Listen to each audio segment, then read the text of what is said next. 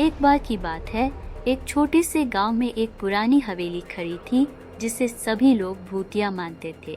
गांव वालों का कहना था कि हवेली में एक रहस्यमय आत्मा भटकती है जो रात के समय चीखती है। कोई भी वहां जाने की हिम्मत नहीं करता था।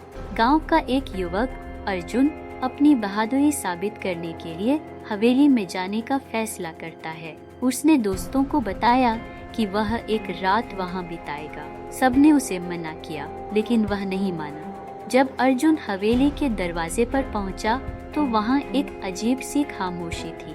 उसने अंदर कदम रखा और चारों ओर टॉर्च की रोशनी डाली।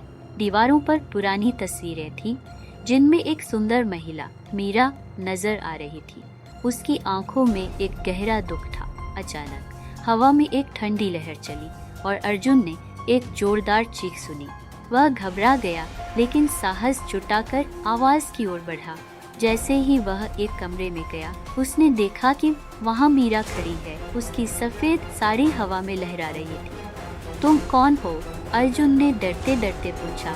महिला ने कहा, मैं मीरा हूँ। मेरे साथ अन्याय हुआ है। मेरे पति ने मुझे धोखा दिया और मुझे इस हवेली में कैद कर दिया। अर्जुन ने उसे विश्वास दिलाया कि वह उसकी मदद करेगा।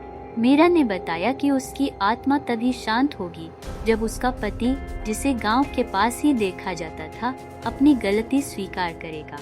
अर्जुन ने गांव वालों से बात की और मीरा के पति को बुलाया। जब पति राजेश वहां आया तो उसने कहा, मैंने मीरा को छोड़ दिया था क्योंकि वह पागल हो गई थी। वह आत्महत्या करना चाहती थी। अर्जुन को शक हुआ। उसने राजेश से सवाल किए और पता चला कि राजेश ने मीरा के प्रति अन्याय किया था, लेकिन उसे यह भी एहसास हुआ कि मीरा की कहानी में कुछ कमी है। अर्जुन ने राजेश से पूछा, तुम्हें मीरा की आत्मा क्यों नहीं दिखाई देती? राजेश के चेहरे पर डर की छाया थी। उसने अचानक कहा, मैंने मीरा को मार दिया था। मुझे पता है कि मैं क्या कह रहा हूँ। अर्जुन के होश उड़ गए। वह समझ गया कि मीरा का भूत केवल बदला लेने के लिए वापस आया है। मीरा की आत्मा ने राजेश को अपनी ओर खींचा और कमरे में अंधेरा छा गया। तुम्हें अब मेरे दर्द का एहसास होगा, मीरा ने कहा।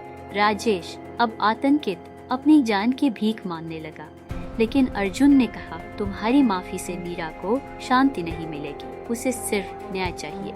अर्जुन ने तुरंत पुलिस को बुलाया और राजेश को गिरफ्तार किया गया। मीरा की आत्मा ने राहत की सांस ली और धीरे धीरे रोशनी में विलीन हो गई। इस तरह अर्जुन ने न केवल मीरा की मदद की, बल्कि गांव के लिए एक बड़ा सच भी उजागर किया।